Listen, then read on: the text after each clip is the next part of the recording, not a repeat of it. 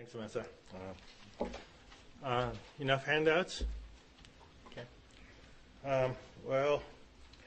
For those of you who hate math, even at the high school level mathematics, relax, and there will be no equations, only propositions in my presentation. I'm not going to talk about Hamiltonian principles, unfortunately, nor do I talk about Galois theory, but hopefully we will be seeing something eventually closer to that regarding the nature of human language, inner workings, not variation, but inner workings of the core system of human language. What I'm going to be presenting is an interim report of ongoing research, actually collaborating research that I have been working with members of my research group. There are 4 of them, Kato, Taka Kato, and Masa Kuno, and Mihoko Zushi, and on this topic, particularly Hiroki Narita, as is indicated on the handout. I usually don't do this, but we prepared the script so that, because I was not 100% sure that I could be here, so no matter who ends up reading it, the same message could be conveyed to you. So we prepared that, so now I have to read it, sort of unwillingly, but let me get started. Well, as the title suggests, the goal of this talk is to investigate the nature of the computational procedure of the human language, in particular its fundamental operation merge, and the structural symmetry and asymmetry it generates. Under the most general formulation, merge is a generative procedure that combines n, typically 2, syntactic objects, SOs, and forms an unordered pair, that is, a set of them, without specifying any other information such as labels or projection that has been stipulated in classical expert theory, for example. The simple and widely assumed bare phrase structure model thus holds that the mechanism of structure generation consists of the following 2 components. One is narrow syntax that executes merge, and the other is a lexicon, which stores a finite set of lexical items, LIs, that constitute atoms for merge. Well, as pointed out by Chomsky, it can be either that alpha and beta are separate SOs, or that one is part of the other, and this yields a bifurcation of external merge and internal merge, as defined in 2. Okay, skip. I'm not going to read it. 3 represents an example of external merge, which combines 2 independent SOs, eat and the apple. In contrast, internal merge combines 1 SO and one of its terms, say for A, we will see what, and its term what, and it creates another occurrence of what at the age of 4A, yielding the so-called copy theory of movement. Well, importantly, these 2 modes of merge seem to be systematically tied with quite different syntactic and semantic consequences. For example, it has been observed by Chomsky and others that the bifurcation of external and internal merge closely correlates with the so-called duality of semantics. An old observation sort of going back to the 1960s, which states that there are, broadly speaking, 2 classes of semantic properties, the so-called deep structure, D structure, and surface structure, S structure interpretations. D structure interpretation typically involves theta-related properties, such as selection and predicate argument structure, and S structure interpretation involves various discourse-related properties, such as new-old information, topic focus, operator scope, specificity, and so on. Chomsky's important observation is that this duality of semantics finds a close correspondence to the bifurcation of external and internal merge. Thus, external merge typically feeds D structure interpretation, and internal merge S structure interpretation. 6, yes. In this talk, we would like to add several more generalizations regarding the nature of merge-based syntax. The second approximation is concerned with the endocentricity of D structure semantics. Recall that D structure interpretation typically involves selection and theta marking.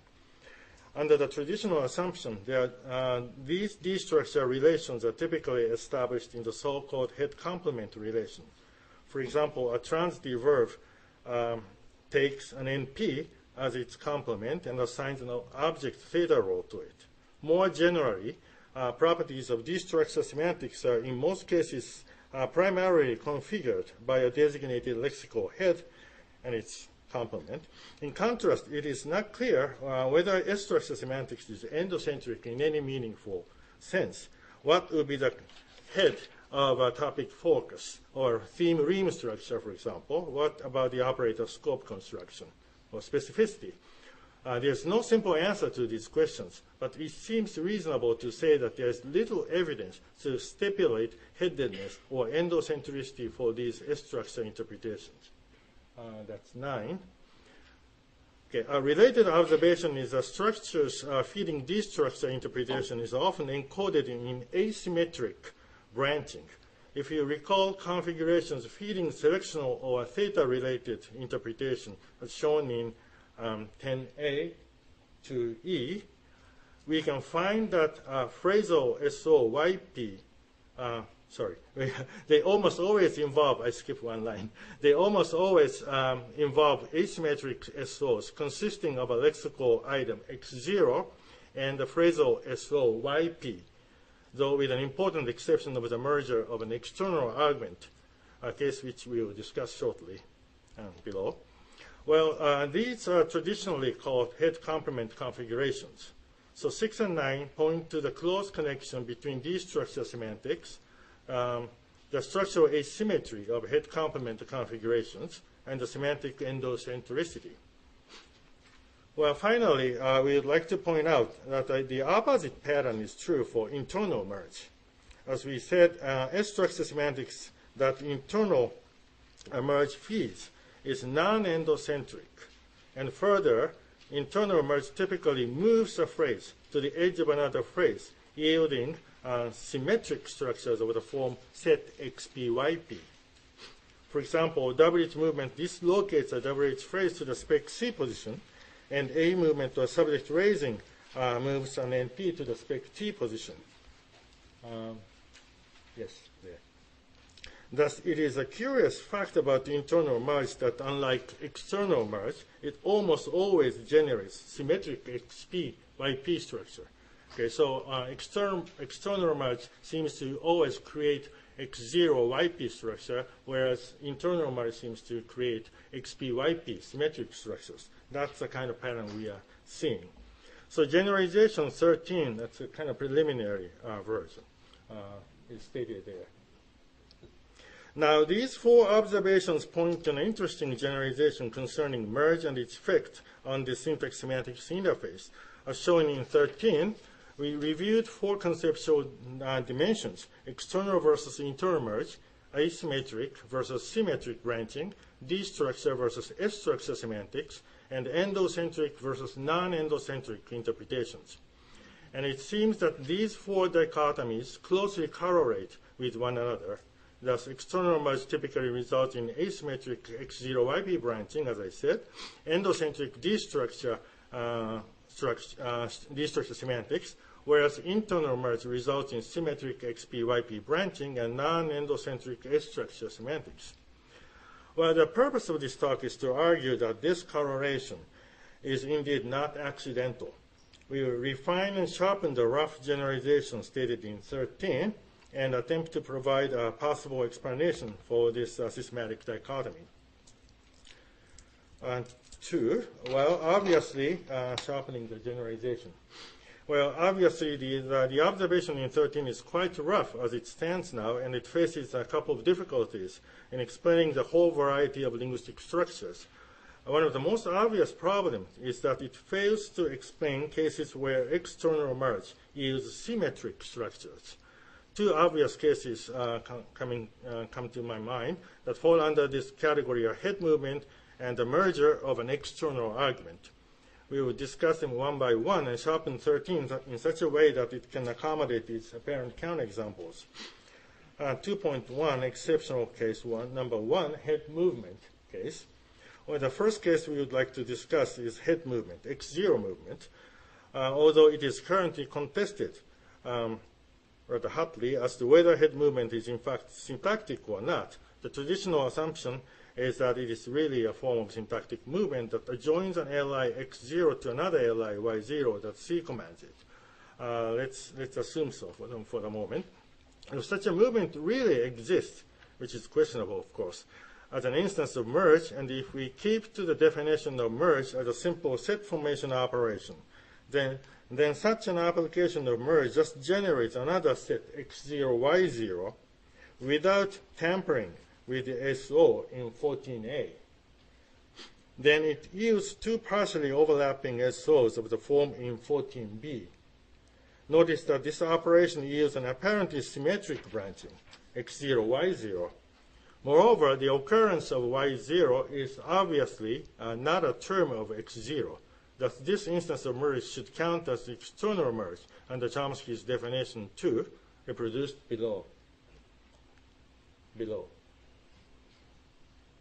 Yeah, there.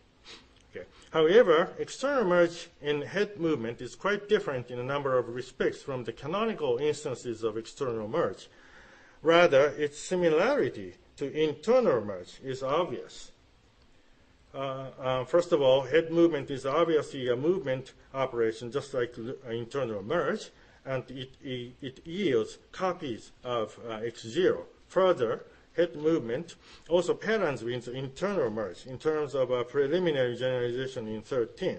Namely, just like core cases of internal merge, head movement results in symmetric branching, in this case of the form x0, y0. In addition, if head movement has any semantic effect, it is always discourse related. For example, neg0 raising alters the scope of negation, T0 to C0 raising results in interrogative force, and so on and so forth.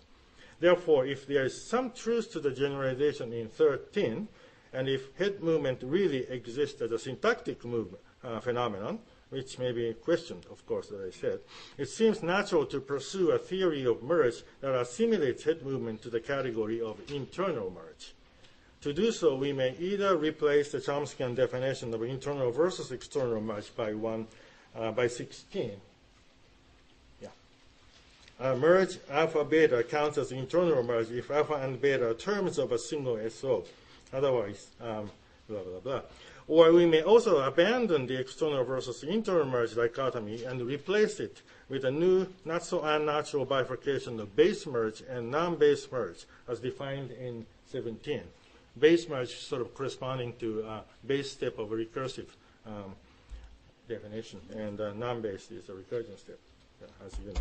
Well, anyway, 17, merge alpha beta counts as base merge if either alpha or beta or both is drawn from the lexicon. Otherwise, alpha beta counts as non-base merge. So base merge has a kind of special status in that it takes an li from the lexicon. It sort of, starts the whole computational process. We will remain neutral for the purpose of this talk with regard to the choice between 16 and 17. But either way, it is rather easy and also reasonable to say that head movement falls within the category of internal merge or non-base merge for the sake of the proposed generalization. Well, 2.2, a more serious problem pops up with regard to another case of external merge. It has to do with the merger of an external argument, as in 18, which has actually been a problem in Chomsky's analysis as well. Well, clearly, this is a case of external merge, and also this structure fits D-structure interpretation that is apparently endocentric, where the standard description says that little v is the alleged head of 18. However, it is also a case of symmetric branching consisting of two phrasal constituents. Thus, it is a clear deviation from the proposed generalization in 13. As is obvious from 19, in this case, we would rather like to assimilate this exceptional case to the category of asymmetric external merge, with which endocentricity and D-structure semantics are closely associated. Okay, 19, right up there. To keep the generalization in 13 intact vis-a-vis the merger of an external argument 18, we would like to propose an alternative characterization of structural symmetry in terms of features rather than LIs. Consider the structure in 18 again. Although this structure is symmetric in that it is a structure with two phrasal constituents, if we also take features of the relevant phrases into consideration, there is a certain sense in which the structure is actually asymmetric. Specifically, if we consider the head of an external argument, little np, and the verb phrase it is merging with, the asymmetry holding between their features is obvious. In particular, the little np is associated with 5 features, whereas no such feature is present in the little v. Well, there are, of course, theories in which the little v in the transitive verb construction is associated with a set of uninterpretable 5 features, but even in these theories, the 5 features are inherited to large capital V at the end of a derivation. I'm not going to go into the details in these alternatives. Well, thus the structure can be regarded as asymmetric in that only one of the 2 constituents is headed by 5 features. Exploring this kind of featural asymmetry, that is, asymmetry with respect to the distribution of features in SOs, we would like to propose the following concept of feature equilibrium in 20, and define the notion of structural symmetry in terms of this new concept. Notice, incidentally, that this proposal is based upon one of the traditional insights of expert theory, that features are ultimate atoms. It also goes along quite well with Chomsky's recent attempt at reformulating his labeling algorithm in terms of features. So 20, feature equilibrium, an SO alpha beta is in an F equilibrium with respect to a syntactic feature F, which means alpha and beta share F as their most prominent feature. The crucial concept of the most prominent feature, of course, remains to be made precise, as we noted in a footnote. That we have to do. But we need more empirical considerations to decide as to how actually we sharpen it and define it. Anyway, let's leave it kind of intuitive at this time. We advocate a characterization of a symmetry in 21, featural symmetry. And SO sigma is symmetric if, notice, this time it's not only if, but if. We will come back to this point later. If sigma is an F equilibrium with respect to some feature F, otherwise sigma is asymmetric. The definition in 21 can accommodate all the cases discussed so far. First, 21 points to the conclusion that XP, YP counts as symmetric only if it is in an F equilibrium. According to this definition, familiar XP, YP structures created by internal merge are classified as symmetric in this very sense. For example, the spec T structure, as shown in 22, is symmetric in that it forms a phi equilibrium. The subject little np raised to the spec of T typically undergoes phi feature agreement. Thus, little n and T share the phi features as their most prominent features. The case of WH movement, too, can be seen as symmetric because WH head and C undergo Q feature agreement by assumption. In contrast, 18 is seen as an asymmetric branching in that it does not form a feature equilibrium, given that no feature is shared by little n and little v.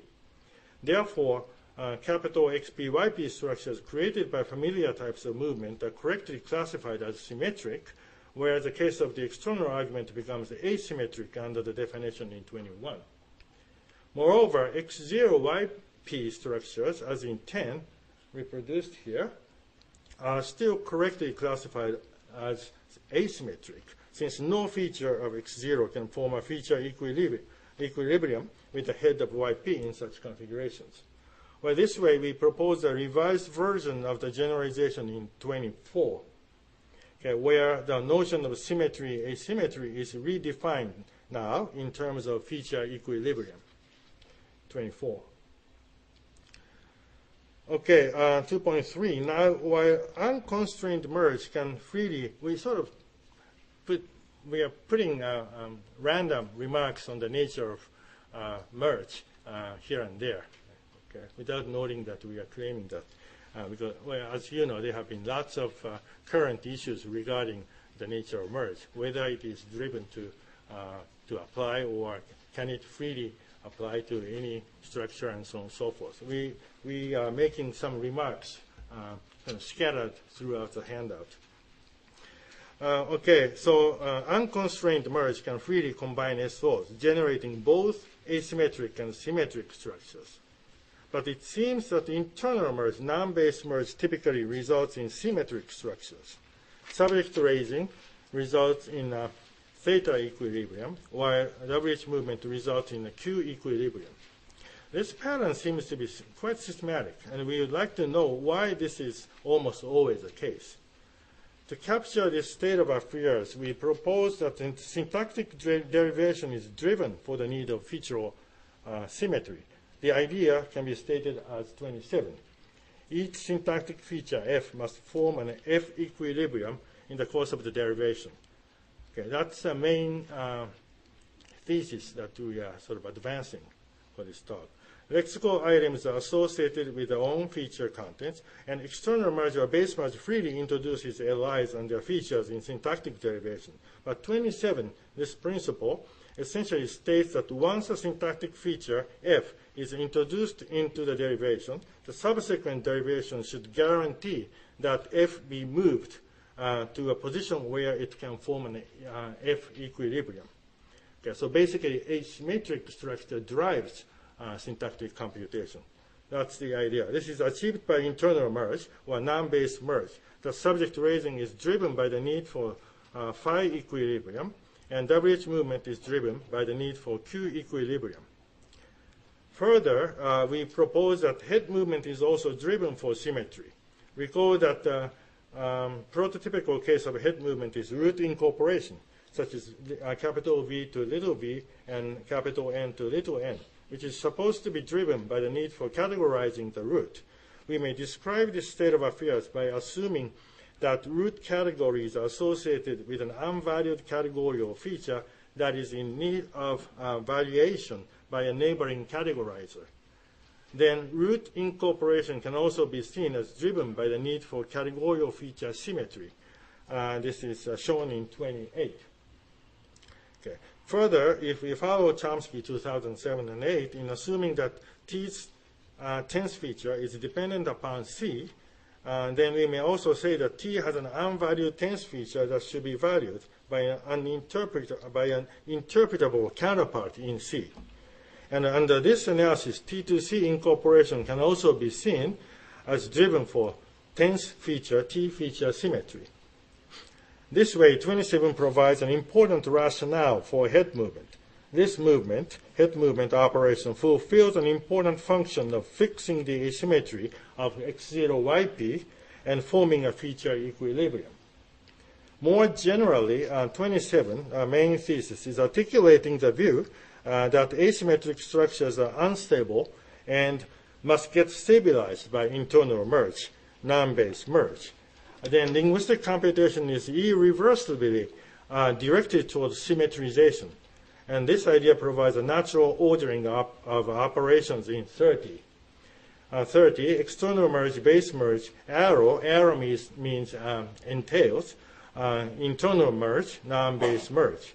For any syntactic feature f, an application of external merge, base merge, that creates an asymmetric structure entails a later application of internal merge, non-base merge, that yields an f equilibrium.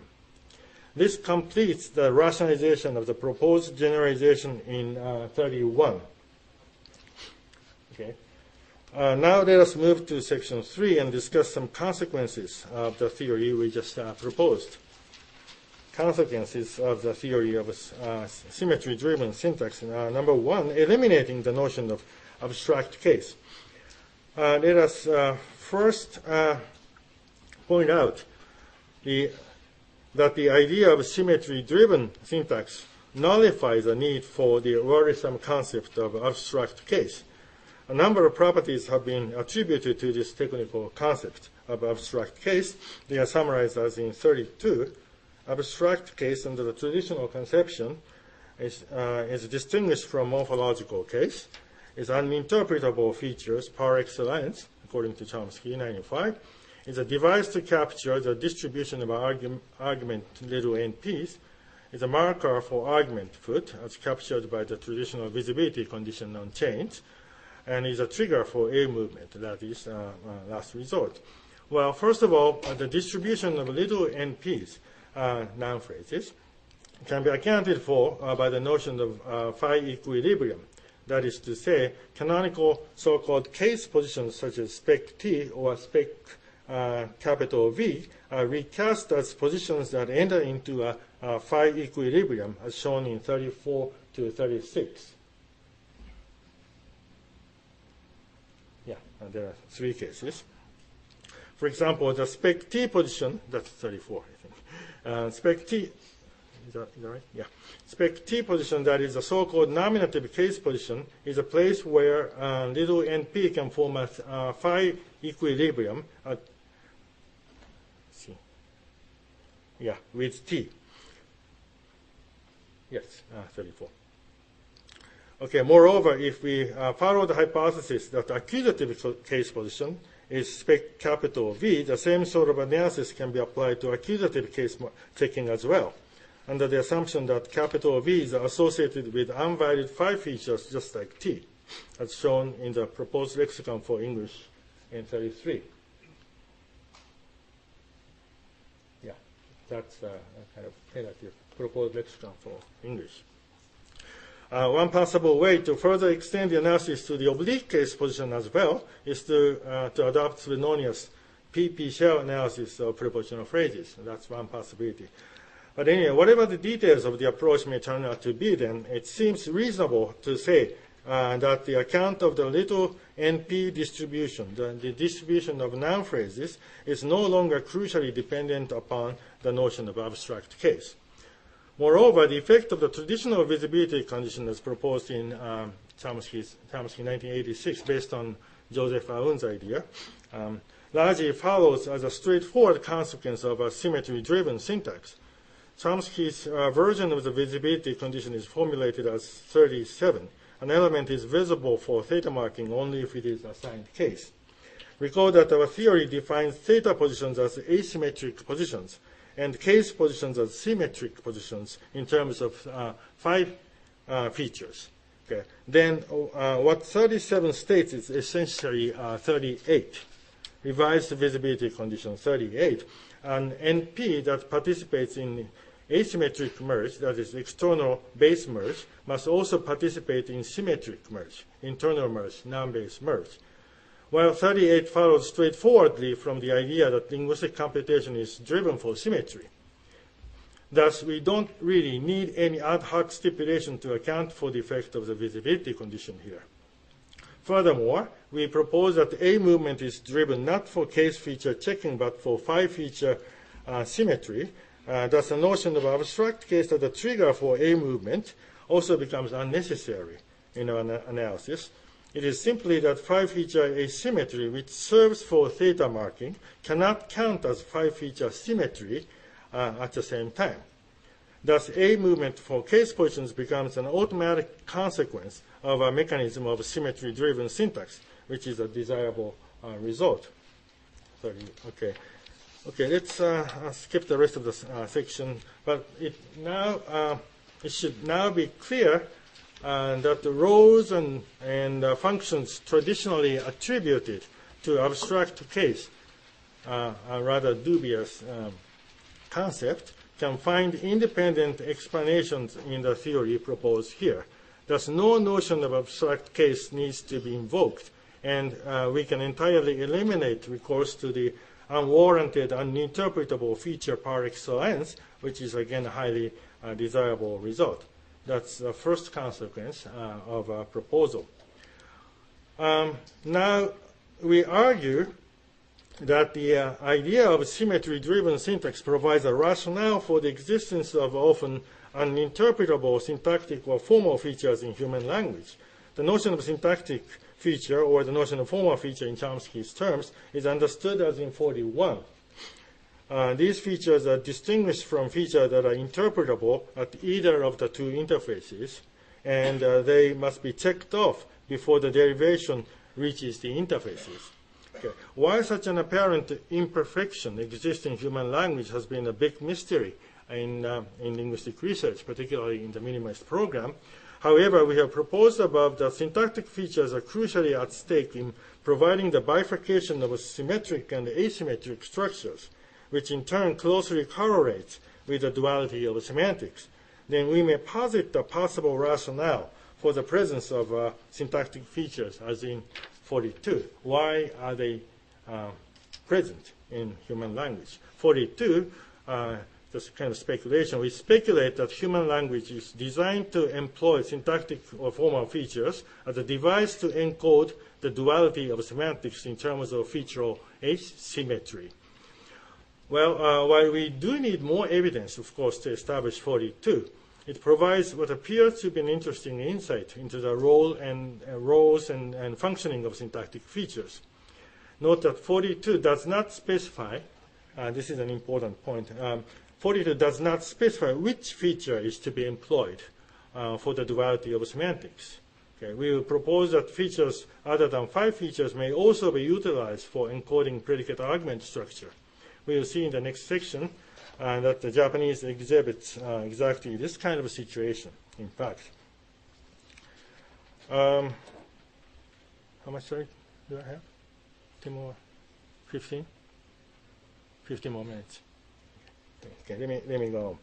Well, syntax without 5 features, that's a kind of a good old topic for me. It is known that Japanese is a language that exhibits no active 5 features for nominal declension and subject-verb agreement. Thus, regardless of the semantic person, number, and gender of the subject NP, the verb form always stays the same, as exemplified in 44. That's a familiar example. Well, based on this traditional observation, I put forth long time ago the hypothesis that Japanese is a language that lacks 5 features in its lexicon. That's 43. Okay. Well, an immediate consequence of this hypothesis is that predicate argument structure for the external argument cannot be encoded by 5-feature asymmetry in Japanese type languages, simply because there's no 5-feature available in its lexicon. Well, recall that the relevant destructure semantics was characterized by the 5-feature asymmetry in 45A in English. This option is unavailable in 5-featureless language like Japanese. Interestingly, however, Japanese seems to have a peculiar system that sort of makes up for the lack of 5 features in the language. It is a less known observation that Japanese has a rather complex system of verbal conjugations. We refer to the set of grammatical conjugational features here as kai features, kai for conjugation. Well, there are 2 kinds of kai features in Japanese. One is a group feature that differentiates 5 classes of verbal conjugation, and the second is a so-called stem form feature whose value depends upon the features of CT, such as force and modal, 46. Okay. And 47 and 48 show the group 1 and group 3 paradigms of verbal conjugation. Clearly, the verbal form changes according to the CT suffix attached to it. 47 and 48. Okay. Well, building on this observation, we propose that it is kai features that fulfill the function of encoding the asymmetric destructure semantics for structures like 45B in Japanese. So there is a contrast between 45A English and 45B Japanese with respect to the kind of features that sort of encode the asymmetry. 45B counts as asymmetric, well, thanks to the presence of a chi feature zone V, which is different from the English type structure in 45A, whose featural asymmetry is characterized by the presence of 5 features on N. So it's a contrast between chi features on little v as opposed to 5 features on little n. We propose the lexicon in 48 for Japanese. Is that 48? Oh. Anything else? Okay. which is minimally different. The Japanese lexicon is minimally, as I said, minimally different from English in that it lacks 5 features, but its little b and capital C have chi features. This sole difference derives a number of interesting properties of Japanese syntax, as we will see shortly. It's now 49, right? Okay, that's the same. Oh, there you go. So let's skip to consequence 2. Okay. Right there.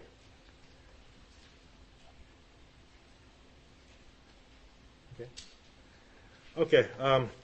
The consequence 2 is that there is no obligatory subject raising in Japanese type languages. Recall first that the movement of the subject little np to the spec t position has an important function of forming 5-feature symmetry. Due to the presence of 5 features, this symmetry forming operation is obligatory in languages like English. That's 52. In contrast, if 5 features are totally absent, it is expected that the language also lacks obligatory subject raising. This is exactly what happens in Japanese, which is, as you know, independently known as a language that shows no evidence for obligatory subject raising, 53. Okay, so that's accounted for. The third consequence of 5-feature free syntax is that the spec T position remains as a vacant site for so-called major subject topic-like elements in Japanese type languages. That's exemplified, as illustrated by 54 as opposed to 55. Okay. Furthermore, it is predicted that TP is not closed off, in my terminology back then, by any F equilibrium in Japanese type languages. Thus, any number of little np's can be merged into this domain. Indeed, more than one topic-like np's can be freely merged to a sentential structure in Japanese, as shown in 57. That's the famous celebrated Kuno's example. Well, the corresponding structure in English, of course, is ungrammatical, 58. But this is again expected because TP is in a phi equilibrium already and hence closed off in 5 feature-based languages like English. Okay, and consequence number 5 next. Well, finally, note that little np's do not form any F equilibrium with their merge mates in Japanese type languages. Thus, without having any sort of a magnetic power around, little np's can freely undergo scrambling, optional dislocation. Japanese has been a textbook example of scrambling languages where little np's can freely move around, as exemplified in 60. But this peculiarity now follows as a consequence of its lack of 5 features. While contrasting with Japanese, English, among many other languages, does not exhibit optional scrambling, and thus multiple fronting of little np's is impossible, as in 61. The impossibility of little np scrambling in English follows from the fact that such little np's have 5 features and they are frozen in positions, forming a 5-feature equilibrium, as in 63. In contrast, there is no phi equilibrium in Japanese type languages. Thus, little np's can freely move around without getting frozen.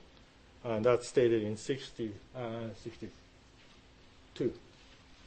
Notice that if the analysis presented here is on the right track, we need to hypothesize that XP, YP structures with no prominent features, such as 54 and 62 back there, also count as symmetric for the purpose of assigning topic-like S-structure interpretation. This is, in fact, kind of partially implied in the definition of feature symmetry in 21, as I briefly mentioned, where we use the connective if, not only if.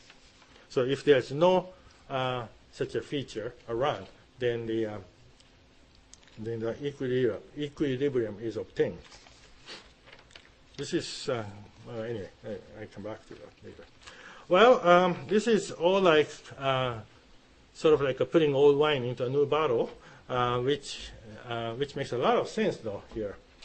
Okay, well, it is particularly important to note here that the macro parametric variation discussed, quote-unquote macro parametric variation discussed here, simply results from the underspecified nature of UG.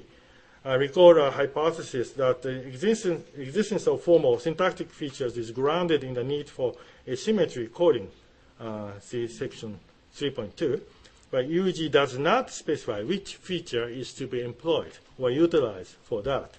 Okay, thus UG allows the possibility that English utilizes phi features on little n, while Japanese utilizes chi features on little v for the same purpose of encoding asymmetric D-structure semantics for the external argument. Well, therefore, no brute force stipulation on the constituents of UG is necessary here to account for the so-called macro parametric variation, simplifying linguistic theory to a considerable extent. Well, summing up, it's about time to sum up. Summing up, in this talk, we tried to establish the generalization in 64 and discuss its implications. We argued that this pattern follows as a consequence of symmetry-driven syntax. First of all, free merge yields the natural bifurcation of external versus internal merge, or base versus non-base merge. The first type of merge is the operation that draws new elements from the lexicon and introduces them into the derivation. Thus, it has a function of generating structural asymmetry. Given that the relevant notion of symmetry is defined in terms of syntactic features of lexical items, well, once a syntactic feature is embedded into an asymmetric structure, it must be displaced to a position where it can form a feature equilibrium. This is a requirement 27, reproduced here as 65. Each syntactic feature f must form an f equilibrium in the course of the derivation. Well, therefore, the first type merge generates asymmetric structures, whereas the second type merge applies to maximize structural symmetry. The ordering that the first type merge precedes the second type merge is thus derived from the idea that linguistic computation is driven for symmetry. Further, it is known that natural languages exhibit asymmetric D-structure semantics and non-asymmetric S-structure semantics, and it is naturally expected that this duality of semantics is designed to correlate with the structural symmetry and asymmetry, yielding the pattern in 64. In short, we argue that the pattern in 64 can be systematically accounted for by the overarching hypothesis that linguistic computation is driven for symmetry, where the notion of symmetry is defined in terms of features. We argue that the theory put forth in this talk derives not only the generalization in 64, but also the effect of abstract case and a number of differences between 5-feature-based languages like English and 5-feature free languages like Japanese. Although a number of important implications of the proposal remain to be discussed, we hope that the analysis presented in this talk sheds some light on the nature of structure generation and the syntax-semantic interface of human language. Okay, just it may have looked a little bit complicated, but the idea that we are sort of proposing here is very simple. A human language is designed in such a way that for some reason asymmetry is inserted into it. Okay. Now that there is a general principle that linguistic computation is driven for symmetry, once asymmetry is inserted in for some reason, well, now it sort of triggers linguistic computation, so that computation will end up symmetrizing it maximally. Once the symmetry is reached, then the computation stops. Okay, that's basically, and notice that this asymmetry concept ought to be characterized in terms of features rather than LIs. That's basically our main claim in this talk. And as I said, for some reason, asymmetry is inserted into linguistic expressions so that computation is driven for symmetry. Well, now, of course, the most important question to be addressed is for which reason is such an asymmetry required to be inserted into linguistic expressions? Okay. And what is the reason for the symmetry driven? Why is it that syntactic computation is driven for symmetry rather than otherwise? Okay. These are the very important questions to be addressed in a future talk. Okay? But for now, we have to stop here. Okay? Thank you very much.